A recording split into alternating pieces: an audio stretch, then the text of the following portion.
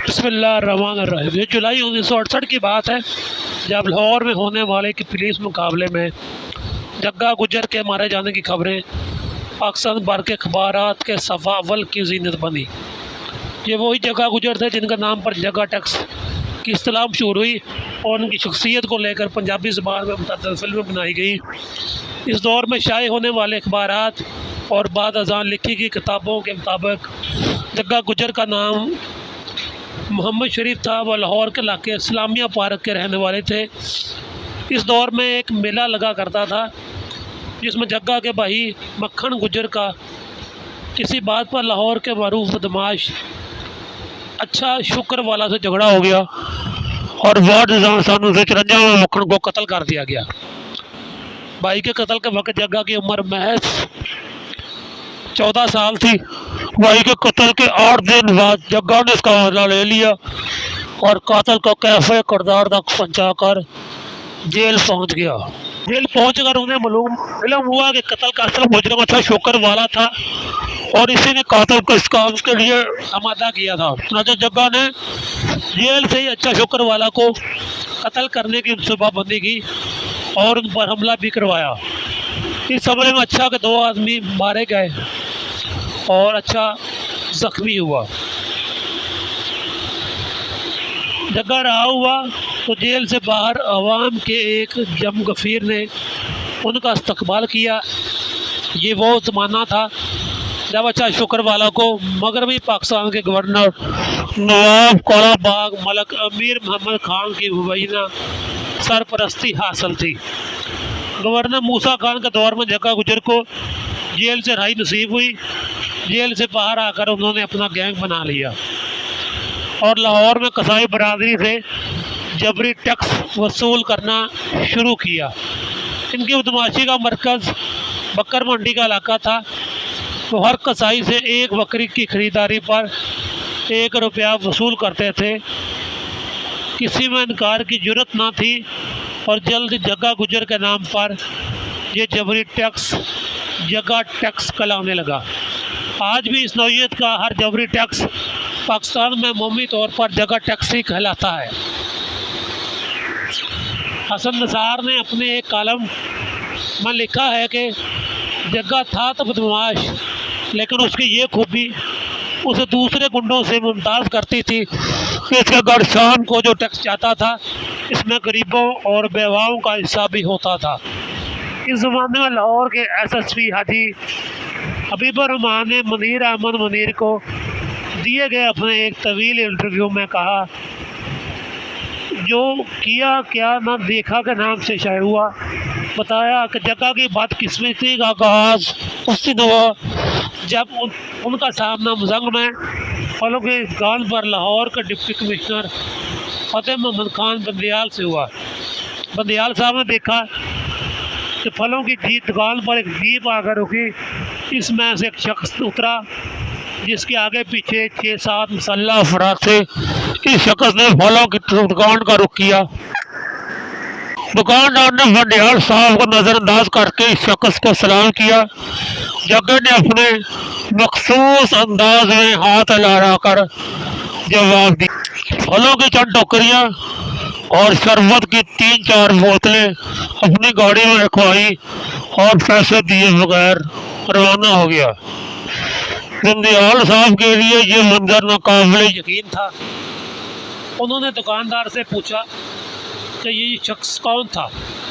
दुकानदार ने कहा कि आप लाहौर के नहीं लगते, ये जग्गा बादशाह था, लाहौर का असल बादशाह।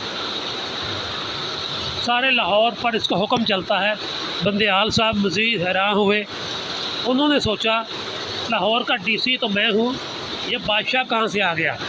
वो घर जाने की बजाय लाहौर से मुजंग थाने पहुँचे। उन्होंने पुलिस एहलकारों को अपना तारुफ करवाया और पूरा वाक़या सुनाया। पुलिस एहलकार खामोश खड़े रहे। कुछ देर बाद SHO ने कहा कि मेरा ख्याल है आपको गलतफहमी हुई है। बंदियाल साहब ने कहा, गलतफहमी की क्या बात है, मैं सब कुछ अपनी आंखों से देख कर आ रहा हूँ। असल SHO तुम हो, असल अफसर SSP है या DC है। यहाँ गुंडों का राज है। मैं तो सुनता आया था, आज मैंने अपनी आंखों से देख लिया कि यहाँ ऐसा हाकम तो कोई और है। SHO उसी वक्त बंदियाल साहब को किसी फलों की दुकान पर ले गया। दुकानदार SHO देखकर खड़ा हो गया और SHO ने दुकानदार से बंदियाल साहब का तारुफ करवाया और दरियाफ्त किया कि क्या अभी जग्गा नाम का कोई शख्स यहाँ से मुफ्त फल लेकर गया है। दुकानदार ने कहा इस नाम का कोई शख्स यहाँ नहीं आया और फिर हम किसी को मुफ्त फल क्यों देंगे। बंदियाल साहब जब बात सुनकर हैरान हुए, वो समझ गए कि SHO और उनकी मौजूदगी में दुकानदार हकीकत नहीं बताएगा। हाजी हबीबुर रहमान ने बताया कि बंदियाल साहब ने मुझे बुलाया और सारा वाक़या सुनाया। मैंने कहा कि अच्छा हुआ आपने ये मंदिर खुद अपनी आंखों से देख लिया। SHO भी कह रहा है कि आपको गलतफहमी हुई है और दुकानदार ने यही कहा है कि वहाँ इस नाम का कोई शख्स आया ही नहीं। ये है इन गुंडों की दहशत। बंदियाल साहब ने कहा कि ये मामला कैसे नहीं चलेंगे, हमें इन गुंडों से निपटना पड़ेगा। पुलिस के महकमे में मौजूद मुखबरों की मदद से ये इत्तला जगह गुजर तक पहुँच गई कि अब लाहौर की इंतजामिया इनके खिलाफ कोई कार्रवाई करने वाली है। एक दिन जगह गुजर हाजी हबीबुर रहमान के दफ्तर पहुँच गया। चिट भेजी मोहम्मद शरीफ और जगह, इसके साथ इसका दफ्तर रियाज और राजू गुजर भी था। जगह ने कहा कि पुलिस के लिए काम करने के लिए तैयार है, बस उसकी जान बख्शी कर दी जाए। जग्गा ने रिश्वत की पेशकश भी की और दीगर तरकीबात भी दी, मगर हाजी हबीबुर रहमान साहब ने इसकी मदद करने से इनकार कर दिया। गिरफ्तार इसलिए नहीं कर सके कि वो इस वक्त जमानत पर रहा था। हबीबुर रहमान के मुताबिक जग्गा सूरत को भांपते हुए पाकिस्तान के ज़ेर इंतज़ाम कश्मीर चले गए। बाद अज़ां एक दिन पुलिस अपने मुखबरों से इत्तला मिली कि जग्गा अपनी वालदा से मिलने के लिए बेताब हैं और लाहौर आने का बहाना ढूंढ रहे हैं। हाजी हबीबुर रहमान ने जग्गा को लाहौर बुलाने के लिए एक मंसूबा तैयार किया। उन्होंने बंदियाल साहब और चेयरमैन सिविल डिफेंस से बात की और कहा कि बड़े अरसे से लाहौर में सिविल डिफेंस की ब्लैकआउट की मशक नहीं हुई है। चेयरमैन सिविल डिफेंस ने 2 दिन के लिए ये मशक करवाने का ऐलान कर दिया। ये इस ज़माने में एक मामूल की बात थी। मशक की इत्तला अखबारात में भी शाये होगी। पहले दिन मशक भी होगी, पुलिस को इत्तला मिली तो जग्गा उनके जाल में आ गया है और इस मशक का फ़ायदा उठाकर ब्लैक आउट के दूसरे दिन अपनी वालदा से मिलने लाहौर आ रहे हैं। ये जुलाई 1968 की बात है। जग्गा का घर नवा कोट थाने के दूध में बकर मंडी के इलाके में था। पुलिस ने अपनी पोजीशन संभाल ली। जग्गा घर के करीब पहुंचे। पुलिस ने ललकारा और पूछा वो कौन है। जग्गा के साथ राजू गुजर भी थे। इससे पहले जग्गा पुलिस को कुछ जवाब देता, राजू गुजर ने पुलिस पर फायर खोल दिया। पुलिस ने एक मरतबा फिर जग्गा को हथियार डालने का हुक्म दिया और जान बख्शी का ऐलान किया, मगर जब हुक्म की तामील ना हुई और राजू गुजर ने दोबारा पुलिस पर फायर किया तो पुलिस ने जवाबी फायरिंग करके इसे और जग्गा गुजर को हलाक कर दिया। जग्गा गुजर और रियाज गुजर DIG चौधरी मोहम्मद अल्ताफ़ की गोली से हलाक हुए थे, जो इस कार्रवाई में खुद भी जख्मी हुए थे।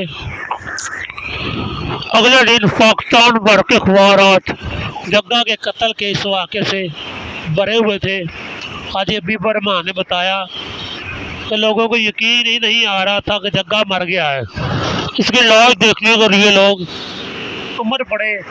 बकर मंडी से शहर तक लोगों की कतार थी कि जग्गा की लाश देखना चाहते थे। तो उनने जग्गा को हलाक करने वाली पुलिस पार्टी को नकद अनाम से भी नवाजा और उन्हें तमगे भी था किए, मगर लाहौर के अवाम के दिलों से जग्गा गुजर और उसका लगाया हुआ जगह टैक्स मिटाया ना जा सका।